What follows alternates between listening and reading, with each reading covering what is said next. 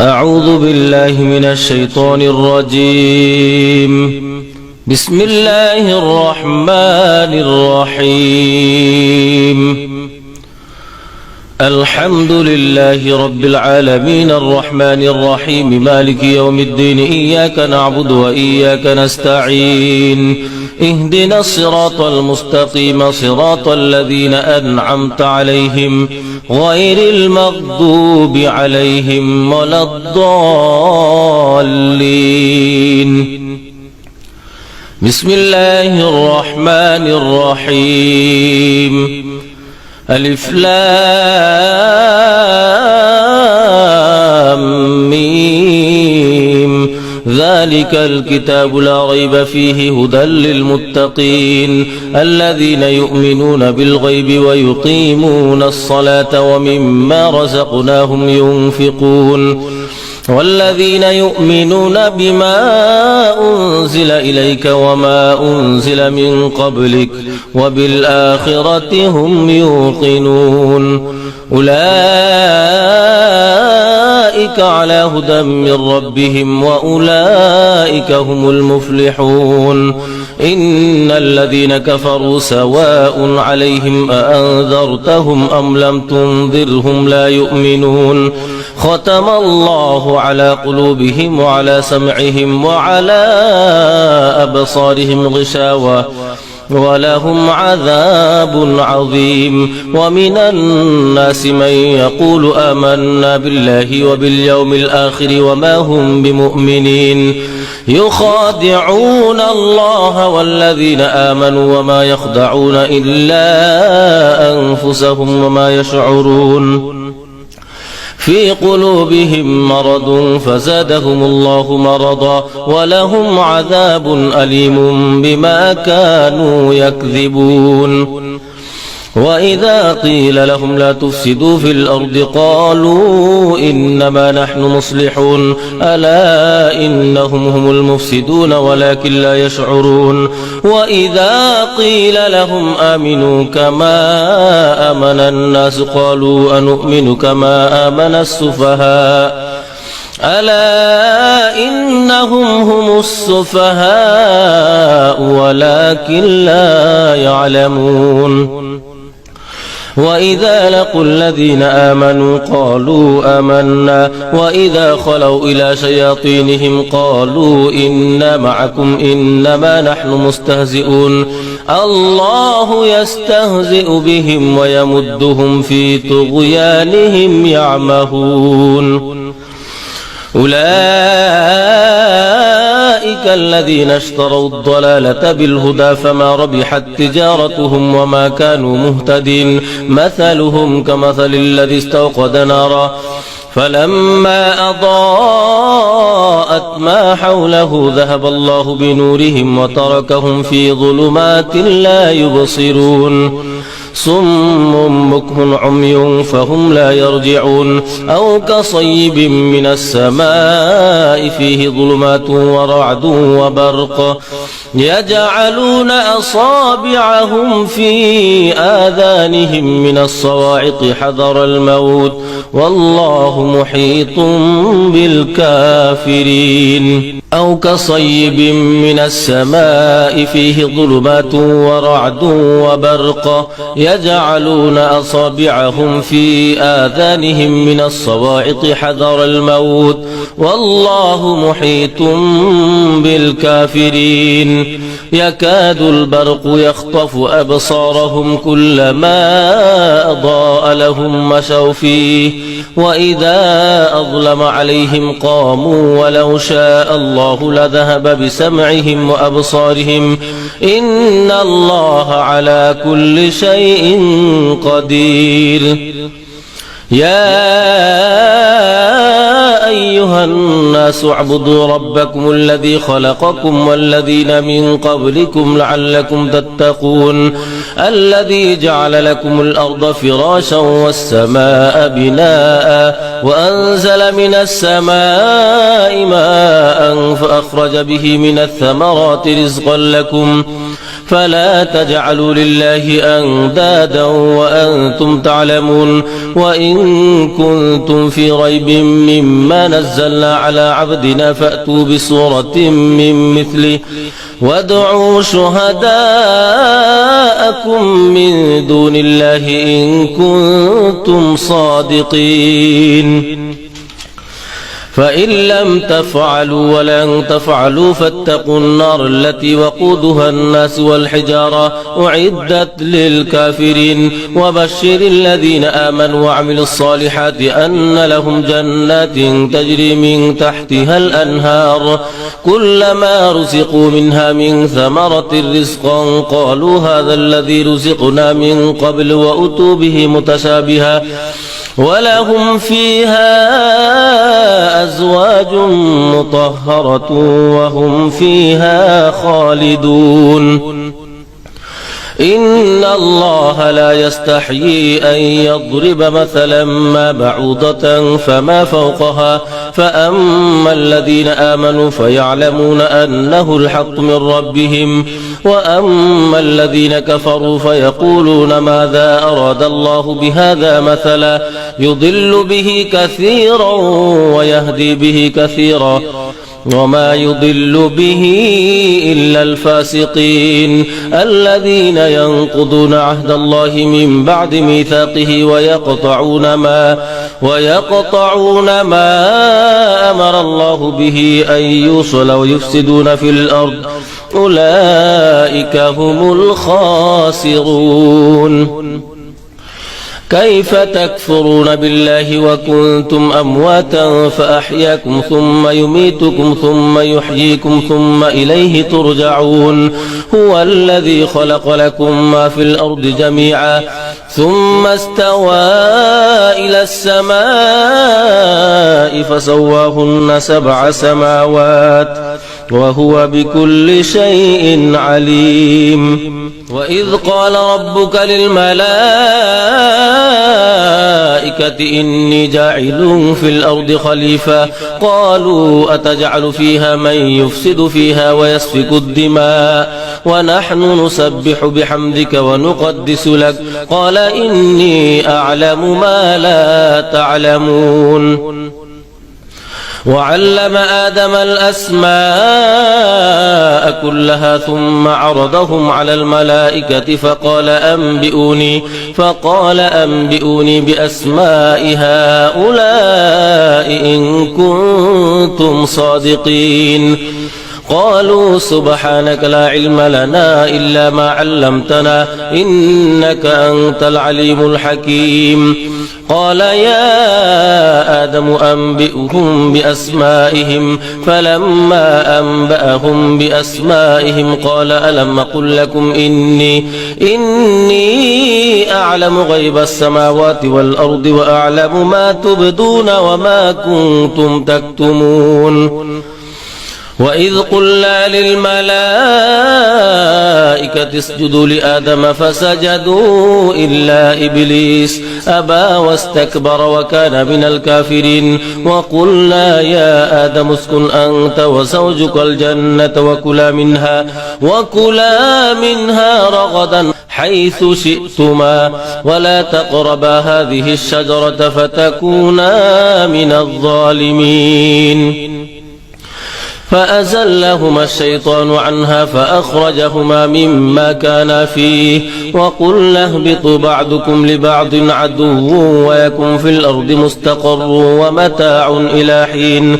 فتلقى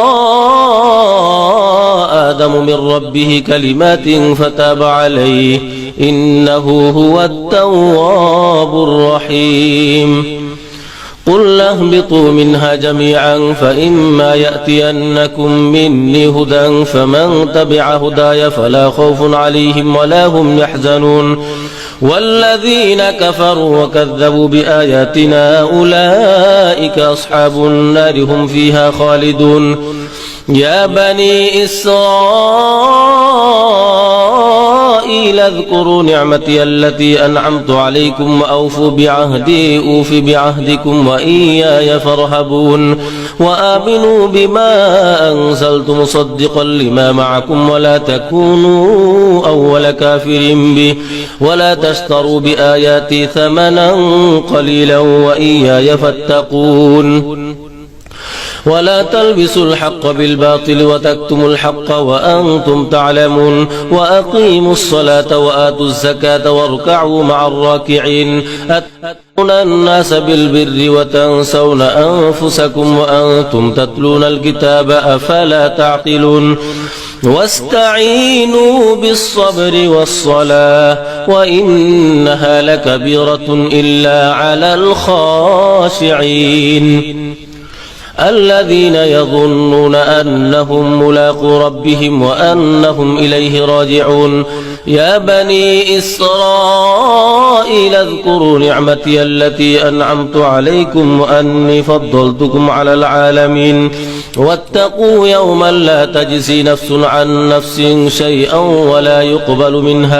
ولا يقبل منها شفاعة ولا يؤخذ منها عدل ولا هم ينصرون وإذ نجيناكم من آل فرعون يسومونكم سوء العذاب يذبحون أبناءكم ويستحيون نساءكم وفي ذلكم بلاء من ربكم عظيم وإذ فرقنا بكم البحر فأنجيناكم وأغرقنا آل فرعون وأنتم تنظرون وإذ واعدنا موسى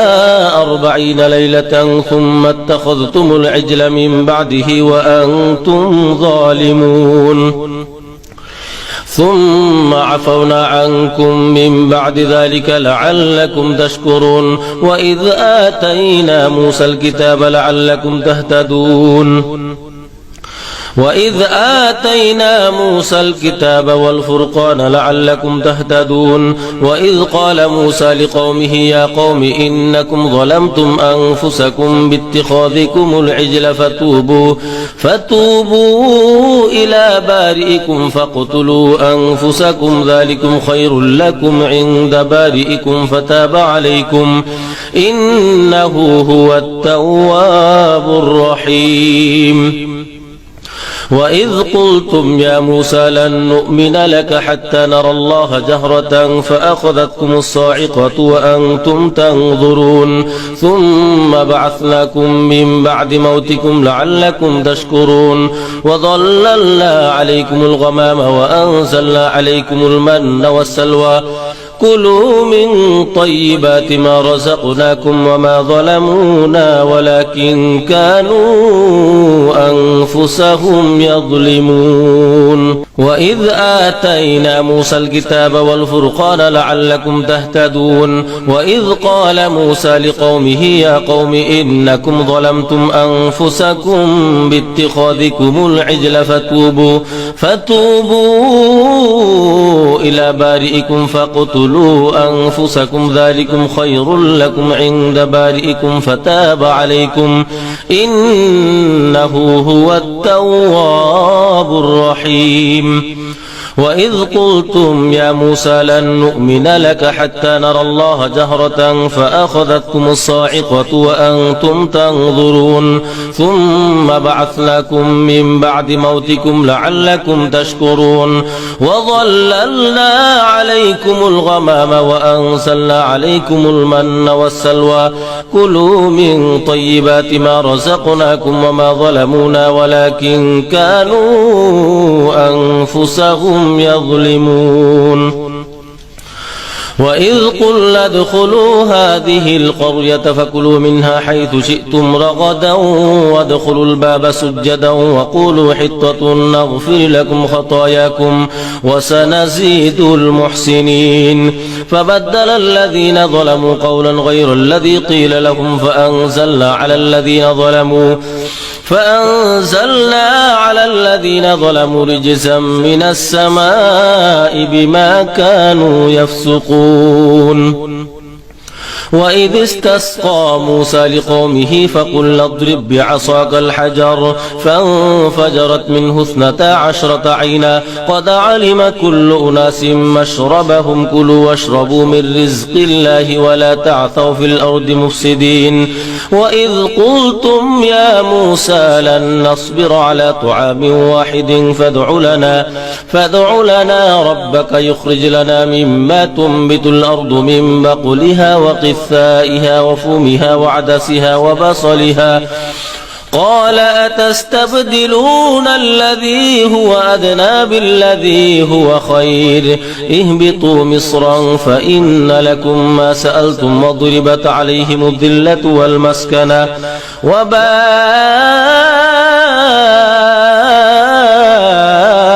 بغضب من الله ذلك بأنهم كانوا يكفرون بآيات الله ويقتلون النبيين بغير الحق ذلك بما عصوا وكانوا يعتدون إن الذين آمنوا والذين هادوا والنصارى والصابئين من آمن بالله واليوم الآخر وعمل صالحا فلهم أجرهم عند ربهم ولا خوف عليهم ولا هم يحزنون وإذ أخذنا ميثاقكم ورفعنا فوقكم الطور خذوا ما آتيناكم بقوة واذكروا ما فيه لعلكم تتقون ثم توليتم من بعد ذلك فلولا فضل الله عليكم ورحمته لكنتم من الخاسرين ولقد علمتم الذين اعتدوا منكم في السبت فقلنا لهم كونوا قردة خاسئين فجعلناها نكالا لما بين يديها وما خلفها وموعظة للمتقين وإذ قال موسى لقومه إن الله يأمركم أن تذبحوا بقرة قالوا أتتخذنا هزوا قال أعوذ بالله أن أكون من الجاهلين قالوا ادع لنا ربك يبين لنا ما هي قال إنه يقول إنها بقرة لا فارض ولا بكر عوان بين ذلك فافعلوا ما تؤمرون قالوا ادع لنا ربك يبين لنا ما لونها قال إنه يقول إنها بقرة صفراء فاقع لونها تسر الناظرين قالوا ادع لنا ربك يبين لنا ما هي إن البقرة شابه علينا وإنا إن شاء الله لمهتدون قال إنه يقول إنها بقرة لا ذلول تثير الأرض ولا تسقي الحرث مسلمة لا شية فيها قالوا الآن جئت بالحق فذبحوها وما كادوا يفعلون وإذ قتلتم نفسا فادارأتم فيها والله مخرج ما كنتم تكتمون فقلنا اضربوه ببعضها كذلك يحيي الله الموتى ويريكم آياته لعلكم تعقلون ثم قست قلوبكم من بعد ذلك فهي كالحجارة أو أشد قسوة وإن من الحجارة لما يتفجر منه الأنهار وإن منها لما يشقق فيخرج منه الماء وإن منها لما يهبط من خشية الله وما الله بغافل عما تعملون أفتطمعون أن يؤمنوا لكم وقد كان فريق منهم يسمعون كلام الله ثم يحرفونه من بعد ما عقلوه وهم يعلمون وإذا لقوا الذين آمنوا قالوا آمنا وإذا خلا بعضهم إلى بعض قالوا أتحدثونهم بما فتح الله عليكم ليحاجوكم به عند ربكم أفلا تعقلون أولا يعلمون أن الله يعلم ما يسرون وما يعلنون ومنهم أميون لا يعلمون الكتاب إلا أماني وإن هم إلا يظنون فويل للذين يكتبون الكتاب بأيديهم ثم يقولون هذا من عند الله ليشتروا به ثمنا قليلا فويل لهم مما كتبت أيديهم وويل لهم مما يكسبون وقالوا لن تمسنا النار إلا أياما معدودة قل أتخذتم عند الله عهدا فلن يخلف الله عهده أم تقولون على الله ما لا تعلمون بلى من كسب سيئة وأحاطت به خطيئته فأولئك أصحاب النار هم فيها خالدون والذين آمنوا وعملوا الصالحات أولئك أصحاب الجنة هم فيها خالدون وإذ أخذنا ميثاق بني إسرائيل لا تعبدون إلا الله وبالوالدين إحسانا وذي القربى واليتامى والمساكين وقولوا للناس حسنا وأقيموا الصلاة وآتوا الزكاة ثم توليتم إلا قليلا منكم وأنتم معرضون وإذ أخذنا ميثاقكم لا تسفكون دماءكم ولا تخرجون أنفسكم من دياركم ثم أقررتم وأنتم تشهدون ثم أنتم هؤلاء تقتلون أنفسكم وتخرجون فريقا منكم من ديارهم تظاهرون عليهم بالإثم والعدوان وإن يأتوكم أسارى تفادوهم وهو محرم عليكم إخراجهم أفتؤمنون ببعض الكتاب وتكفرون ببعض فما جزاء من يفعل ذلك منكم إلا خزي في الحياة الدنيا ويوم القيامة يردون إلى أشد العذاب وما الله بغافل عما تعملون أولئك الذين اشتروا الحياة الدنيا بالآخرة فلا يخفف عنهم العذاب ولا هم ينصرون ولقد آتينا موسى الكتاب وقفينا من بعده بالرسل وآتينا عيسى ابن مريم البينات وأيدناه بروح القدس أفكلما جاءكم رسول بما لا تهوى أنفسكم استكبرتم ففريقا كذبتم وفريقا تقتلون وقالوا قلوبنا غلف بل لعنهم الله بكفرهم فقليلا ما يؤمنون ولما جاءهم كتاب من عند الله مصدق لما معهم وكانوا من قبل يستفتحون على الذين كفروا فلما جاءهم ما عرفوا كفروا به فلعنة الله على الكافرين بئس ما اشتروا به أنفسهم أن يكفروا بما أنزل الله بغيا أن ينزل الله من فضله على من يشاء من عباده فباءوا بغضب على غضب وللكافرين عذاب مهين وإذا قيل لهم آمنوا بما أنزل الله قالوا نؤمن بما أنزل علينا ويكفرون بما وراءه وهو الحق مصدقا لما معهم قل فلم تقتلون أنبياء الله من قبل إن كنتم مؤمنين ولقد جاءكم موسى بالبينات ثم اتخذتم العجل من بعده وأنتم ظالمون وإذ أخذنا ميثاقكم ورفعنا فوقكم الطور خذوا ما آتيناكم بقوة واسمعوا قالوا سمعنا وعصينا وأشربوا في قلوبهم العجل بكفرهم قل بئس ما يأمركم به إيمانكم إن كنتم مؤمنين قل إن كانت لكم الدار الآخرة عند الله خالصة من دون الناس فتمنوا الموت إن كنتم صادقين ولن يتمنوه أبدا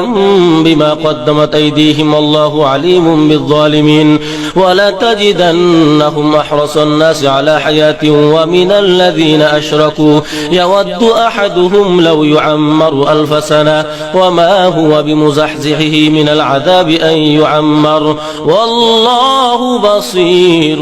بما يعملون قل من كان عدوا لجبريل فإنه نزله على قلبك بإذن الله مصدقا لما بين يديه وهدى وبشرى للمؤمنين من كان عدوا لله وملائكته ورسله وجبريل وميكال فإن الله عدو للكافرين ولقد أنزلنا إليك آيات بينات وما يكفر بها إلا الفاسقون أو كلما عاهدوا عهدا نبذه فريق منهم بل أكثرهم لا يؤمنون ولما جاء رسول من عند الله مصدق لما معهم نبذ فريق من الذين أوتوا الكتاب كتاب الله وراء ظهورهم كأنهم لا يعلمون واتبعوا ما تتلو الشياطين على ملك سليمان وما كفر سليمان ولكن الشياطين كفروا يعلمون الناس السحر وما أنزل على الملكين ببابل هاروت وماروت وما يعلمان من أحد حتى يقولا إنما نحن فتنة فلا تكفر فيتعلمون منهما ما يفرقون به بين المرء وزوجه وما هم ضارين به من أحد إلا بإذن الله ويتعلمون ما يضرهم ولا ينفعهم ولقد علموا لمن اشتراه ما له في الآخرة من خلاق ولبئس ما شروا به أنفسهم لو كانوا يعلمون ولو أنهم آمنوا واتقوا لمثوبة من عند الله خير لو كانوا يعلمون يا أيها الذين آمنوا لا تقولوا راعنا وقولوا انظرنا واسمعوا وللكافرين عذاب أليم ما يود الذين كفروا من أهل الكتاب ولا المشركين أن ينزل عليكم من خير من ربكم والله يختص برحمته من يشاء والله ذو الفضل العظيم ما ننسخ من آية أو ننسها نأتي بخير منها أو مثلها ألم تعلم أن الله على كل شيء قدير ألم تعلم أن الله له ملك السماوات والأرض وما لكم من دون الله من ولي ولا نصير أم تريدون أن تسألوا رسولكم كما سئل موسى من قبل ومن يتبدل الكفر بالإيمان فقد ضل سواء السبيل ود كثير من أهل الكتاب لو يردونكم من بعد إيمانكم كفارا حسدا من عند أنفسهم من بعد ما تبين لهم الحق فاعفوا واصفحوا حتى يأتي الله بأمره إن الله على كل شيء قدير وأقيموا الصلاة وآتوا الزكاة وما تقدموا لأنفسكم من خير تجدوه عند الله إن الله بما تعملون بصير وقالوا لن يدخل الجنة إلا من كان هودا أو نصارى تلك أمانيهم قل هاتوا برهانكم إن كنتم صادقين بلى من أسلم وجهه لله وهو محسن فله أجره عند ربه ولا خوف عليهم ولا هم يحزنون وقالت اليهود ليست النصارى على شيء وقالت النصارى ليست اليهود على شيء وهم يتلون الكتاب كذلك قال الذين لا يعلمون مثل قولهم فالله يحكم بينهم يوم القيامة فيما كانوا فيه يختلفون ومن أظلم ممن منع مساجد الله أن يذكر فيها اسمه وسعى في خرابها أولئك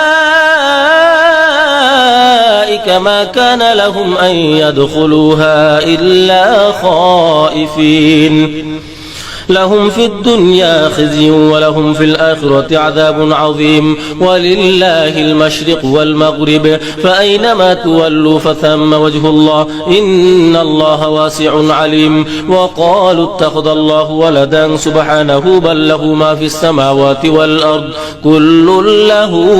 قانتون بديع السماوات والأرض وإذا قضى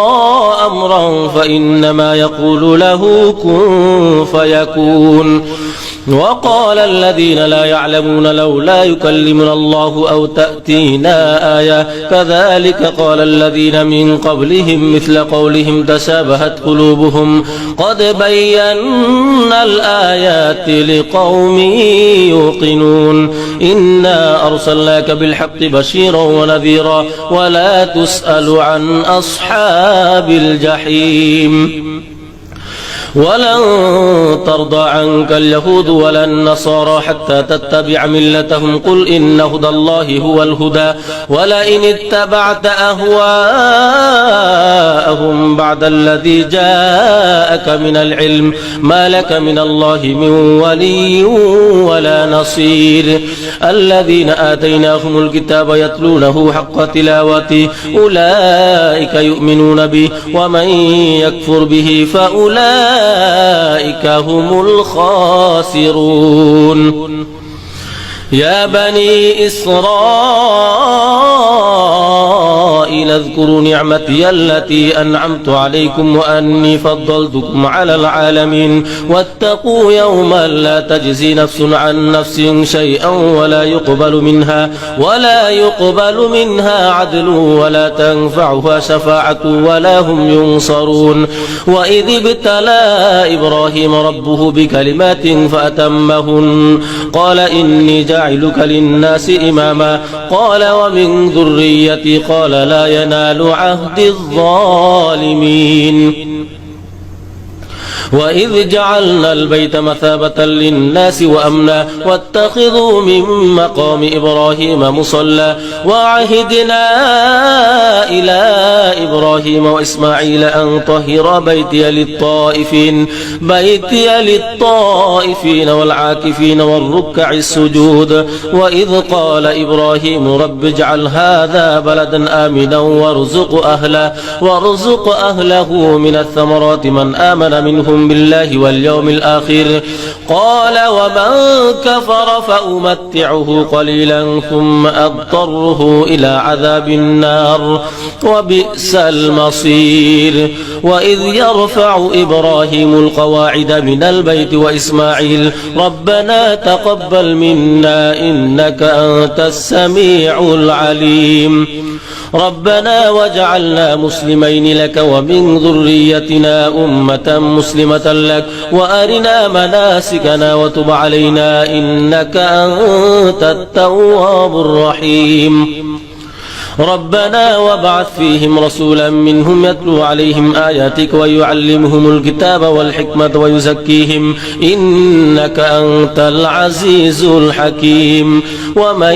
يرغب عن ملة إبراهيم إلا من سفي نفسه ولقد اصطفيناه في الدنيا وإنه في الآخرة لمن الصالحين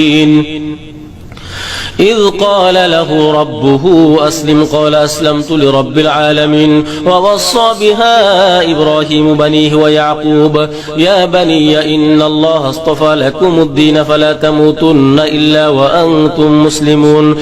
أم كنتم شهداء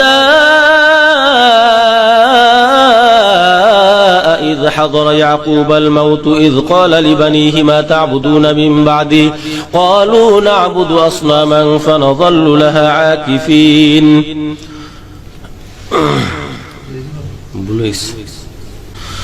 أم كنتم شهداء إذ حضر يعقوب الموت إذ قال لبنيه ما تعبدون من بعدي قالوا نعبد إلهك وإله آبائك إبراهيم وإسماعيل وإسحاق إلها واحدا ونحن له مسلمون تلك أمة قد خلت لها ما كسبت ولكم ما كسبتم ولا تسألون عما كانوا يعملون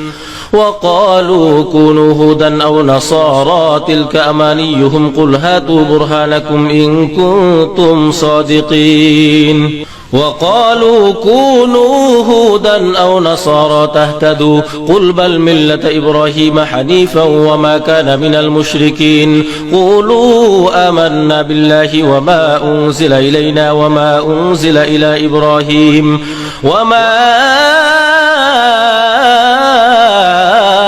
أنزل إلى إبراهيم وإسماعيل وإسحاق ويعقوب والأسباط وما أوتي موسى وعيسى وما أوتي النبيون من ربهم لا نفرق بين أحد منهم ونحن له مسلمون فإن آمنوا بمثل ما آمنتم به فقد اهتدوا وإن تولوا فإنما هم في شقاق فسيكفيكهم الله وهو السميع العليم صبغة الله ومن أحسن من الله صبغة ونحن له عابدون قل أتحاجوننا